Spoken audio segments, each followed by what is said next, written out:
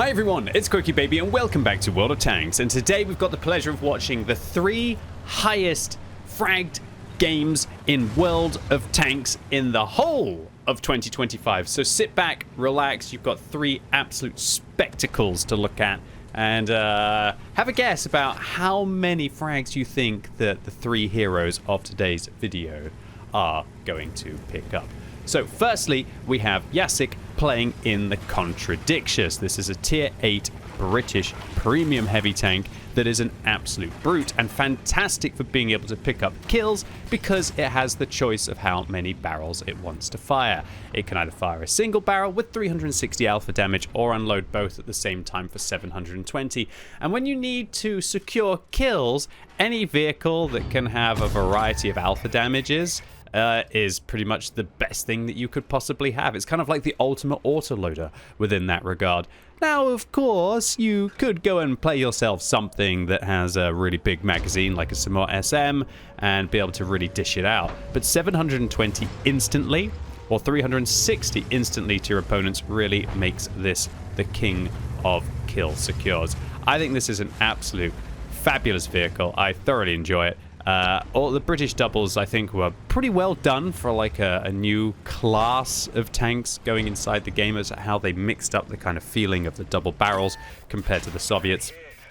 And I think it's probably one of the most popular of the new gimmicky mechanics as well. I think I see far more British doubles inside the game than I do the Soviet doubles. The ST2, now a bit of a ghost of the battlefield, or a phantom. It's obviously in the game, but it's just you don't really see so many players playing it.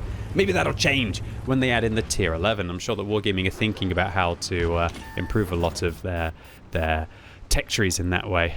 And boom, baby, there we go. Yasik puts in their second lot of damage to the game. And you know what? Object 252U, you might have 440 alpha, you might have incredible armor, but it doesn't matter if the Contradiction is going to be slapping in that big old meaty 720. One of the things that I really love about this game as well is that Yasik is using regular consumables, so to say, with a premium large fire extinguisher, I guess. But also, take a look at how many gold rounds they have now, and let's take a look at how many gold rounds they have at the end of the battle, 34 to be exact. They could have invested 1 gold round there on the 252U, however. Is that going to cost them 440 hit points? Are they going to have to pay the free-to-play tax that a lot of players have to pay? No, because they're just going to put in a cracking shot into the back of the Object 252U. Build-wise, I really like Yasik's build here. Just going for that quintessential improve the durability, improve the speed, and also get a little bit of extra firepower with vents. But wow, those tier 6s really punish the tier 8 Contradictious in this matchup. And while Yasik manages to make the M6 reel a little bit from the wound that they've inflicted on them, yeah, nobody really wants to lose 340 hit points to tanks that are 2 tiers lower than them. So nice marksmanship there by the M6 and the CDT. And Yasik has to be very careful about now kind of investing themselves as much as they previously did. Alright, I'm going to talk a little bit about Ensk region as well, as Yasik picks up his second kill of the game. Monster stuff there. This map, look, it's not the worst thing that Wargaming's ever done, but one thing that I will say is that Ensk region, just looking at it now, it just feels as if it has so much less soul than Ensk used to have. Ensk used to be this absolute barn stomper, big brawler map right from the beginning of the battle. And this looks positively tame and I would argue also mundane compared to the old Ensk vibes that we used to have. But alas, I don't really have much time to talk about other things inside this game, and that is because Yasik just dumps out 686 damage to the CDT. I like the idea of firing the double there. If he hadn't have low rolled less than 700 when he's got that kind of like 720 alpha, he would have finished that vehicle off in a single kill. Luckily, well, single shot I should say. Luckily, the CDT was honorable enough to just sit there and let him reload for 20 seconds to be able to do it all over again. And now this is just where this tank is so strong. Unlike playing with the big, is if you could only fire 720s at the same time, you'd be reloading for 20 seconds between each of these frags. But to be able to fire that double, get a little unlucky, then fire the single immediately as soon as you've got those both barrels loaded, then fire a single again, and then be ready to launch the double against this BZ-58, really shows you what this vehicle is capable of. Yasik is going to decide to fire singles here, and I think this is the right play. The way that this vehicle works is you can't fire a single until both barrels are loaded. And so Yasik would have been waiting literally forever to be able to launch that shell. And unfortunately, the premium fire extinguisher only costs the BZ-58 a 10,000 extra credit loss, which when you're playing at tier 7, that is expensive. They practically doubled, if not maybe even tripled, the cost of their overall repair bill for this game by losing that auto fire extinguisher. A little bit of horror tax towards the end of the battle. But yeah, auto fire extinguishers, strong if you don't have the reactions. Alright, so as I was saying, being able to launch that double means that you're going to have a 20-second reload. You can only fire singles when both barrels are loaded. And so with Yasik firing a single there, they wanted to finish off the tank with a double. And that's exactly what they're going to do so well in this game. And there's no wonder why they've given themselves such a chance to be able to get the most frags of 2025. Already 7, and there's still 7 vehicles left on the enemy team. Just how high will Yasik go? Well, you don't have to wait long to see. That is because this G-Saw, maybe you've got an autoloader, but it doesn't matter when you take over 700 damage in a single shell. Shut down. And it is a little bit of a risk to do that. Obviously, if we had low-rolled, if Yasik had low-rolled, I should say, this isn't me playing. I wish it was. They're about to get more kills than I've ever got in World of Tanks history. Then they would have been in a little bit of an awkward scenario. But I still think as a rule of thumb with doubling, that if your opponents are kind of like 5% lower, you've pretty much got like a 70% chance, and you should probably take that to have the final word and ambush them before the situation can get worse. Alright, so Chi-To manages to avoid 2 shots from Yasik. And Yasik's just a bit worried, I guess, about the possibility of being flanked. There's an 88, don't really have to worry about getting flanked by an 88. And luckily, the IKV gets spotted there. And I say, don't have to worry about getting flanked by an 88. But they managed to find 2 shots through the rails there at Yasik. However, the ELC for 90, that is definitely something that you have to worry about getting flanked by. They're approaching from the rear, and you don't ever want to let that sneaky French tank get behind you. But Yasik also wanting to just go after this Chi-To SP, puts one right through the front, has a little bit of a look to see if the ELC's planning to get them, decides to get out of there, and great decision. Isn't greedy, doesn't go after the Chi-To, and that's absolutely perfect play. Now Yasik's going to load the double once again. Now decide to go back for singles, because you know what, 680, it's still a little high. And they're probably going to have more chance of hitting reliably with a single than they will with the double. And they manage to fire one right through the side of the vehicle. And even though Yasik is on 8 kills, they're not just dabbing the 2 key. They're using these standard rounds with no food consumable. This is wild stuff here. I would have dabbed the 2 key ages ago if I had a chance to be able to get a Pools medal in World of Tanks. And only 1 frag away now. Yasik is bearing down upon this Chi-To. And 360 versus 306, that would have to be a monster low roll. If it is even... Yeah, it is possible. A fifth of 360 is going to be 60, so it could be down to 300 if you had the worst kind of luck there, right? I just realized it's actually 25%. It's not 20%. I've got so used to it from my crew skills now that I'm thinking more like plus or minus 20 rather than plus or minus 25. Just another thing that we've seen added into World of Tanks recently. IKV round the corner. Yasik thinks about going for the double. Switches back out again because they don't want to lose the double shell here. ELC hits them once in the side. Disaster stuff there. And they're now down to a 1 shot, but it doesn't matter if the IKV 90B exposes the entirety of their tank.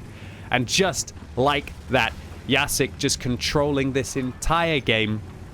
The durability device, keeping them in it. They need every single one of those hit points they've used. Well, I guess they've got 74 more to spare, but good luck trying to take 74 damage from any of the remaining tanks. And now on 11 kills, Yasik is just hunting down more frags. So with a T103 and a Chi-To inside the cap circle, is 11 really going to be enough to be able to have the honor of the highest frags of 2025? Nah, not even close. The ELC gets 1 interrupt on the Chi-To, and luckily I just realized that this is an encounter version of Ensk region, so this must have been before World of Tanks 2.0, so we can't even have this game mode anymore. I think such a shame to lose encounter. And I tell you what, Yasik would have only been able to get 11 kills there. Their team would have been able to cap out with without the extra time that it takes to be able to cap on encounter. So, ladies and gents, boys and girls, you might be putting one and one together and thinking, wow, a Cromwell Berlin and a T-34-100 haven't been spotted the whole battle. What is going to happen to them? And yes, unfortunately, I'm going to speed things up a little bit here. And that is because Yasik does actually get very lucky and doesn't find just one, but also 2 AFKs. So while this was 14 kills, getting the Rezene Heroes Medal, the one, oh, he's even going to wait to make sure he doesn't low roll here and secure the kill. Imagine if an Amarak had happened there. Dude, if an Amarak had happened and you get denied the Rezene Heroes Medal, the one that nobody gets, I would be a little bit salty. But ladies and gents, even without the 2 freebies at the end, this was still a 12-kill game of World of Tanks. And it looks like it was just Yasik's lucky day that they had a DC and somebody who didn't connect, so they were able to pick up 14.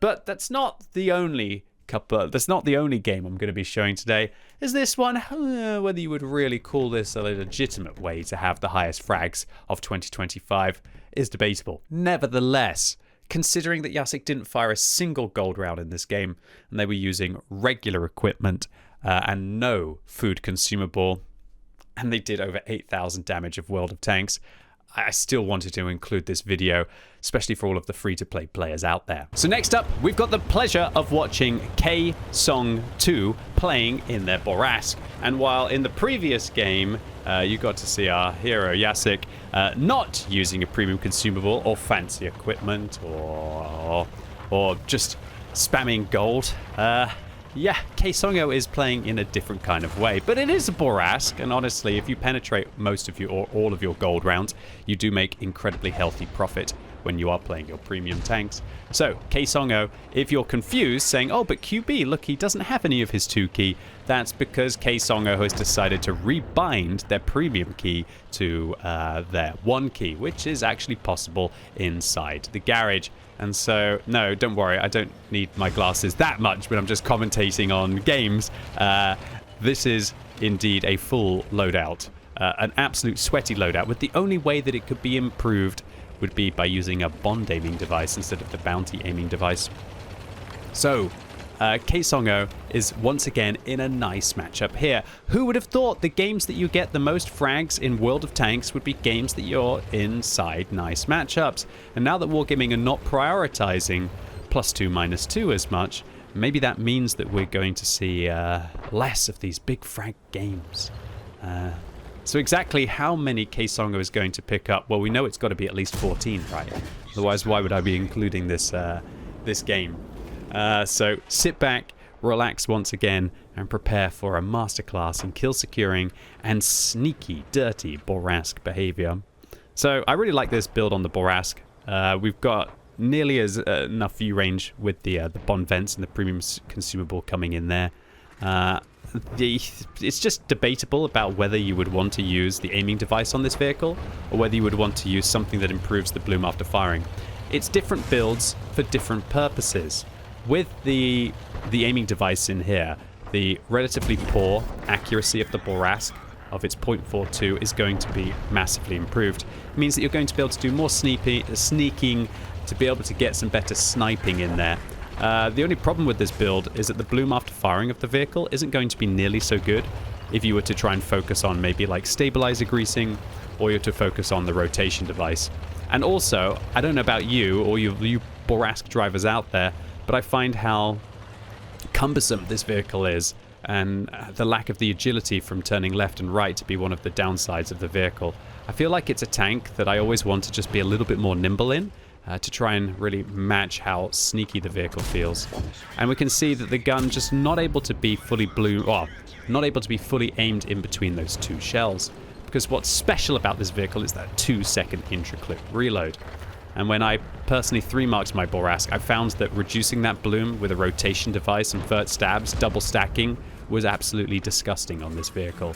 But we can see that for that initial shot, using the aiming device is going to be way better than using the rotation device on this tank. So just different ways to play. If you find yourself sniping more in this vehicle, then I definitely think that the aiming device will massively benefit you. And if you're looking for more kind of like bomb it around, outmaneuver your opponents, and be able to just try and get in that 2-shot as quickly as you possibly can, then that build is going to be disgusting for you as well. But it must be mentioned that reducing the bloom after firing is very nice, but remember that accuracy is a multiplication of your base accuracy, and then the bloom that happens either when you turn the tank, the turret, or when you're turning the hull, and they multiply together. And so by improving your base accuracy, that's also helping everything about the vehicle. And interestingly there, we can see that when sitting completely still, Kongo was actually very, very aimed in between their shots, but with a slight hesitation on and not just holding down the mouse button to get that 2-second bursty intra-clip out, which is what the speciality is. So this is the kind of game where you can see you're just going to have to try and do everything that you possibly can to carry it. You know, you've done 2,500 damage, you've picked up 4 kills, but your team is somehow still down by 4 tanks and down by like 2,000 hit points. It's rough, guys. It's rough. But it also means that you have the best opportunity to have massive games. And this is just the perfect scenario for the Bourrasque. This bush here, it's not actually that good of a bush, and so I wouldn't recommend being here unless you're an incredibly sneaky tank. But there are very few sneakier tanks than a Bourrasque. And this means that even without the strength of a thick bush and those trees kind of concealing them here, which does seem to be like a very chancy position to use, because of that amazing base camera that the Bourrasque has, it's going to allow Kongo to just lock down this position and just shut down that CS-44 with impunity. Alright, so it's really nice to hold the middle of Abbey, as we can see here. If you hold the middle of Abbey, it basically allows you to just choose where to engage your opponents next from and gives them very little room to be able to outmaneuver you. And when there's a G-Row there, boom baby, G-Row gets shut down. Is Kongo going to reload here, or thinking that somebody else is going to push up behind them? I'd be very surprised if somebody pushed up behind them here, but maybe they're thinking about taking a punt at the Type 58 before they manage to reload. Good decision there, trying to blind fire, sneak out, get that mid-max. And now that T-29 down to a 1-shot. It's almost like Kongo is just a sniffer dog right now, finding the weaknesses of the opponent's lineups and just exploiting them. And baby, let's go. Easy money there. But actually gets spotted. I'm not sure who it was who spotted him there. Could have been the Carnarvon, could have been the Prototype 6 up on that ridgeline. But Kongo takes their first damage of the game after securing 8 kills. What an assassin Kongo is here. And hopefully they're able to pick up that Carnarvon, see if they can be able to catch them. And the eagle-eyed of you will see that because Angry Muek, who's playing the VK302 on Kongo's team, has already picked up a kill, that means that Kongo is not contesting for the 15 kill total. So whether they're going to be able to pick up 14, well, sit back and see if you can bask in this Bourrasque glory, right? So the ugly penetration even on the gold rounds here, rearing its ugly head against the upper hull armor of the Carnarvon. Kongo getting further around the corner to see if they can be able to pick it up. The penetration on these APCR rounds does dip down to 212 at 500 meters. So there's no doubt that while you can load gold, and the gold is just clearly better in absolutely every single way, as the drop-off on the other APCR is just as brutal as the drop-off on the premium APCR. But you do have a lack of penetration in the Bourrasque at decent distances, and pretty much most of, if not all of the other tier 8 medium tanks are going to have more than you. It's definitely something that people don't consider on this tank, is that it actually, I believe, has one of, if not the lowest penetrations of any of the tier 8 vehicles. 190 on its standard rounds, and 190 of APCR won't get the normalization that you'll be used to on the AP rounds as well, with only 2 degrees compared to the 5. So against angled surfaces of more than 2 degrees, these APCR rounds are going to be way worse than if you had 190 of AP. Which is why I guess we see players like Kongo going for the full gold build. And again, who can blame them, especially with the amount of currency that's going on with holiday ops now. Just feels as if there's less and less to be able to actually spend credits on in World of Tanks once you've reached that kind of end game potential. Although, look, I play this game like a job, and I'm a fairly sweaty player occasionally with every premium tank and every Watt Plus, every boost, this and that at my disposal. So, and I have to admit, on my free-to-play account, credits for a very long time were my biggest issue once you get towards the end. It feels like you unlock all of the tanks fairly quickly, and then after you've unlocked all of the tanks, it becomes a huge credit grind at the end. So anything that you can do to just not spam gold and try to play the game as economically as possible really will benefit you from trying to catch them all, right? Play the Pokemon of World of Tanks.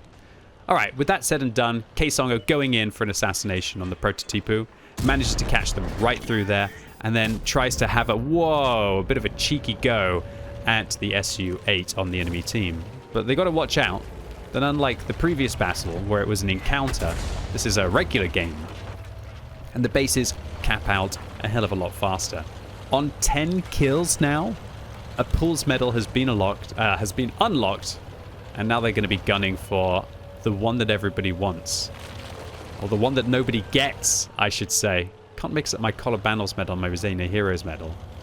This is a medal so rare that if you manage to get 14 kills, my highest ever is 12 in an E75, which is quite nice because it is a high-tier vehicle, right? To get 12 in an E75 was a great game, but that was a decade ago now.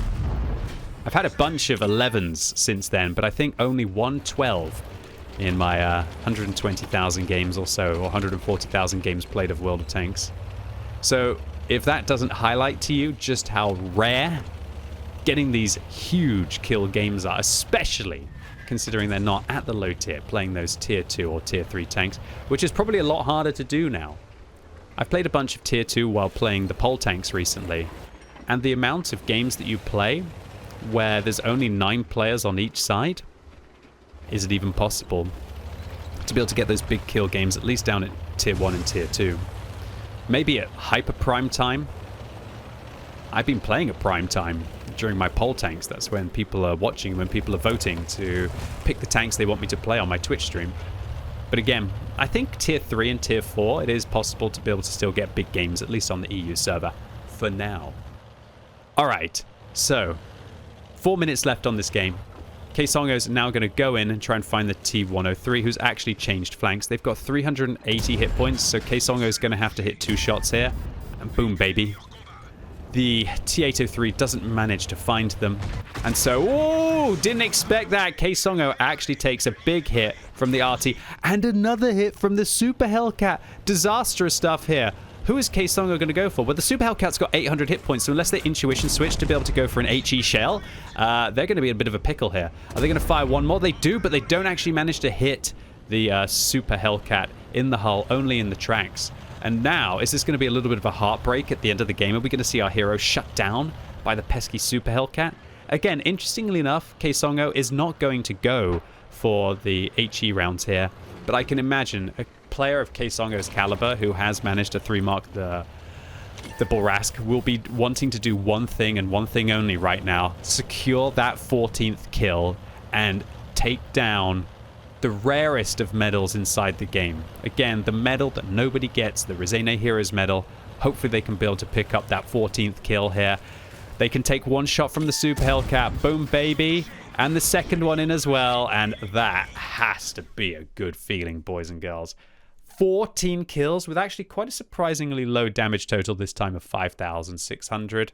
But look, it's who manages to have the final say in the game, and Songo definitely had the last word. So a different kind of game here.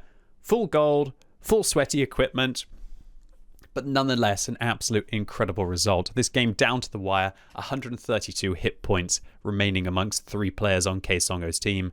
And this really shows you how close those games have to be to give you an opportunity to have a ridiculous game of World of Tanks. So our final hero of the day is FernandoAlonso. Yeah, whether that's your real name or a reference, yeah, I'm just going to have to go with it. Fernando is playing in the unnerfed Chi-To SP. Ladies and gents, boys and girls, How filthy is this vehicle? Anyone remember? It was just this year that Wargaming nerfed the Japanese tank destroyers. And the Chi-To SP basically received the biggest nerf in World of Tanks history. It lost 20% of its damage per minute, 0.1 seconds of its aim time, 0.02 on its accuracy.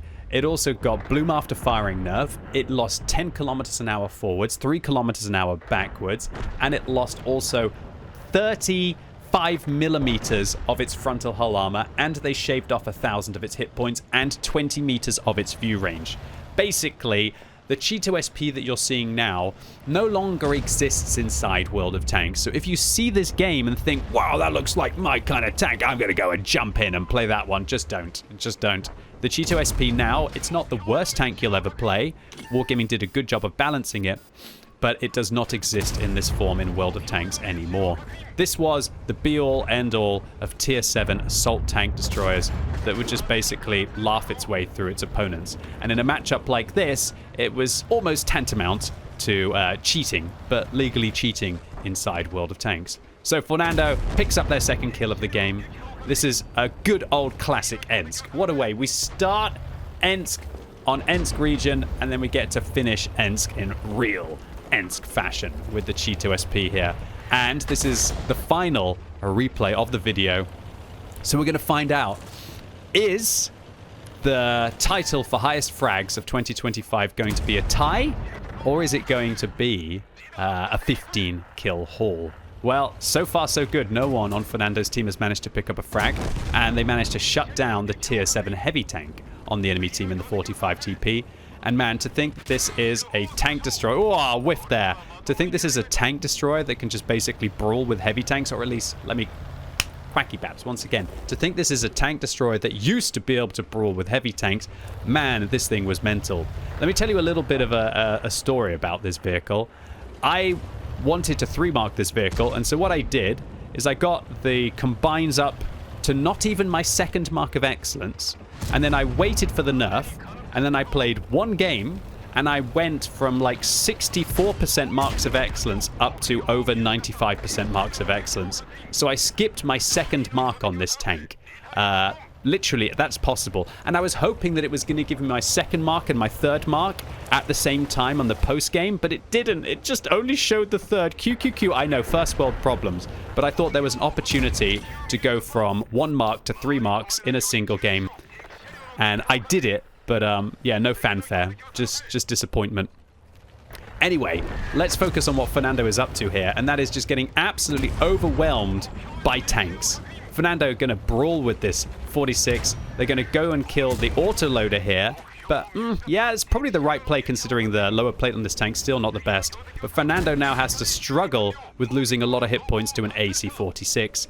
However, Fernando going to aim down on that hull, shut down the French tank destroyer, and now turn their attention towards the M10 RBFM, who has found and feasting on an AFK tank. But Fernando is going to use that as a distraction, put a round into the M10 RBFM. Luckily, the Hellcat is going to miss, which allows them to be able to pick up the frag from a kill sense, but not so good from a chance of winning this game when your Hellcat is whiffing on the broadside of weakly armored French tank destroyers. And here we go. 1 versus 6. It begins. Quickly dispatching into a 1 versus 5. And this is not only a contest for the medal that nobody gets, it's going to be a contest for the medal that everybody wants, the Colabanos medal for standing alone against at least 6. Fernando shuts down the KV-1SA. There's a Nashorn, there's a Skoda, and there's 2 artillery on the enemy team. And those 2 artillery have actually managed to pick up 5 kills on Ensk. Wow, talk about god pigs there. Fernando just comes around the corner, bounces a gold round from the Nashorn, which is by far the most dangerous gun left in this game, and proceeds to hide behind the building to avoid the wrath of the 2 little pigs who are wanting to blow Fernando's house in. Okay, well, it's actually the big bad wolf, not the 2 little pigs. You know what I'm going for, okay? I don't script any of this stuff, and I just go with my heart. And looks like also Fernando's going with their heart as well, because XD indeed. Ah, my heart. Yeah, FernandoAlonso, just imagine that you're pulling fat G's around corners, okay, mate? You are, literally, yeah. 11 kills to their name. Now Fernando is going to go and hunt the artillery. Are they going to load HE to try and take out the Leffe in a single shot? The HE on this tank actually has 60 millimeters of pen. They're actually going to load regular rounds, and they're going to not roll high enough. And they're going to lose 120 of their remaining hit points and get caught out. And that pesky Leffe actually manages to avoid them around the corner. Okay, Fernando, don't choke. Don't choke. Okay, mate, come on. Calm down. Get this done. Colabanos medal and a Resena Heroes medal in the most overpowered tank, arguably, of all time at tier 7. It's the Chi-To SP. Okay, so maybe a little bit overconfident there, thinking about going after a Leffe player. And we can see this is a very experienced Leffe player. Not only are they level 213, but they're in a clan which has finished in the top 10% of maneuvers. So can't be too much of a slouch, right? So, Fernando, take a deep breath, calm that heart rate, and try to flank this Leffe. See if you can be able to catch them in the side. That Leffe has 400 meters base view range. They're easily going to be able to spot. But they're going to only spot for long enough to see their imminent demise at the hands of Fernando. Okay, cool. Hiding behind the building here. Don't want to go out even close to the 10-second spotting. Designated target won't go off there, I don't believe, because the Leffe was facing the front. And I think that designated target only works in a cone in front of your vehicle for lighting you up for a little bit longer. Still, in a situation like this, we've got 8 minutes left and enough time to be able to get back to base. Absolutely no pressure on the Chi-To SP here to leave the safety of the shade of the buildings against the pest that is the AMX-13 F3. Alright, so Skoda T25 has been spotted. On full health still. Most likely still full health as well, unless they've been blind fired, as this is a very small map, and so there's no opportunity to be outside the render distance of it. Well, very little. I mean, if you did from corner to corner, in theory, you could be out of the render distance and hit points wouldn't update. So FernandoAlonso says, Skoda AFK? I think in your dreams, mate. In your dreams, Fernando. Hopefully. I mean, I'm hoping. We had 2 AFKs at the start. No AFKs in the second game. Are we going to have an AFK game here? We'll have to see. Are things slowly getting better as QuickyBaby goes on? But unfortunately, if we take a look at the team list, Pew Pew Red, I guess Pew Pew Red Tank on Fernando's team actually has a frag, meaning with 2 tanks left, that they're not going to be able to get 15 frags. And so, ladies and gents, boys and girls, nobody on the entire World of Tanks population managed to get 15 kills this year. Or at least nobody got 15 kills and uploaded it onto the awesome What Record website. So if you did, it's your duty, even if the replay was played in January of this year. If it was in 2025 and you got 15 kills, why haven't you uploaded it? You could be having YouTube glory right now and having a terrible Brit and his dry commentary, very dry commentary, always dry here, apart from when it, raining outside, which is all the time as we are in the UK and all of that. Although FernandoAlonso, they're not really worried about the rain right now. They're worried about trying to find the Skoda, trying to sneak in, find the artillery. And it's like, where are they right now? It's a tiny map and it makes sense, but Fernando actually gets out spotted. So they're going to get to cover. Somebody leaves the cap circle. Looks like the Skoda is coming on the hunt, boys and girls. And you know what? I would be bricking it right now. Down by 1,000 hit points. On 12 kills, and I'm getting hunted. Here comes the Skoda. Bounces 1, bounces 2, bounces 3. Fernando, think about the arty, mate, but also brawl that. Think about the arty, Fernando. Where could it be? But also still try and bully them, stop them from getting round. And the artillery shell, it doesn't arrive. Maybe the arty had an awkward period around the buildings, but Fernando doesn't go into cover. They're just going to go for it, try and find out where this arty is. And now, finishing off that full health Skoda. Man, WTF. Indeed, Fernando. WTF indeed is going on in this game. Fernando now has a really tough decision to make. Are they going to just try and find the arty, or are they going to try and cap to try and bait the arty into coming to them? Honestly, if it was me, I wouldn't cap on this game. And it doesn't look like Fernando has to worry about the cap as the AMX is there. Oh, baby. Oh, baby. That has to be satisfying. ladies and gents, is this like the ultimate game of World of Tanks? 14 kills and winning a 1v6 and handling a full health equal tier medium tank. Well, not equal tier, sorry. This is 6 and this is a 7. And this might as well have been an 8 or a 9 before it was nerfed. While managing to handle that 1 versus 6 and get 14 kills. Just an absolute dream game of World of Tanks. And I would go as far as to say this would not be possible in the nerfed version of the Chi-To SP. And so, again, before everyone thinks, wow, that tank looks amazing, I'm going to go grab it, buyer beware, the vehicle that you'll play will be completely different to the one that you saw Fernando pick up. In my opinion, this one gets the award. If Uncle QuickyBaby has to pick one of these 3 games, I'm picking the Chi-To SP. The 1 versus 6, just the sheer like white knuckle go at them in that kind of a scenario, and the fact that there were no AFKs as well.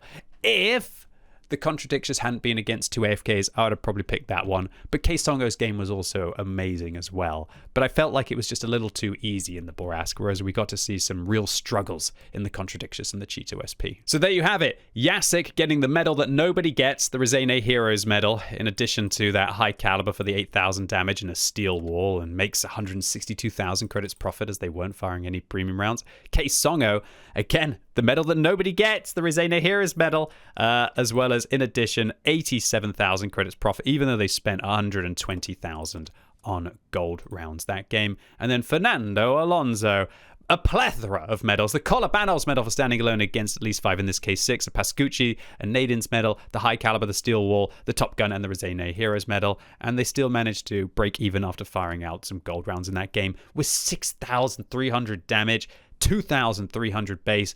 That was a game for the ages.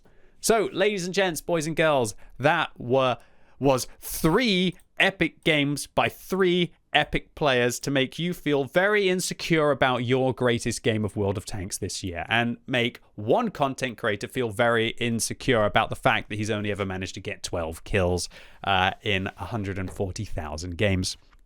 But alas, poor baby. Maybe 2026, right? I don't think so. I think it's getting harder and harder to be able to get more kills in World of Tanks, not easier and easier.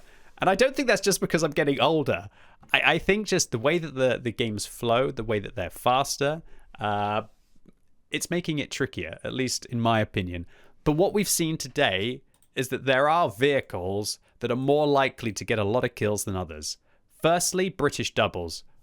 Massive for securing kills in World of Tanks because you can choose how much alpha damage you want to fire. Secondly, high burst autoloaders, wonderful for being able to confirm kills in World of Tanks. And auto reloaders are amazing as well. And finally, just overpowered tanks. So those are the 3 kinds of vehicles that you should probably pick if you want to try and get some of your kill missions done in World of Tanks. Anyway, once again, a massive thank you to Yasik, big thank you to Kongo and FernandoAlonso for uploading their incredible games on the what-record.com website. And once again, community, upload your amazing games as well if you want to be featured on the channel. Anyway, guys, those were the only replays that I could find that managed to get 14 kills in the whole of the year of World of Tanks. They're uploaded. Really hope you enjoyed this video today. 3 banger games. Give it a like if you enjoyed it. If you disliked it, you know what to do. And let me know in the comments down below what you think about all of these games today. And what is the most kills you've ever got in World of Tanks? And what tank were you using? And as always, thank you so much for watching. You've been epic, and hopefully I'll see you soon.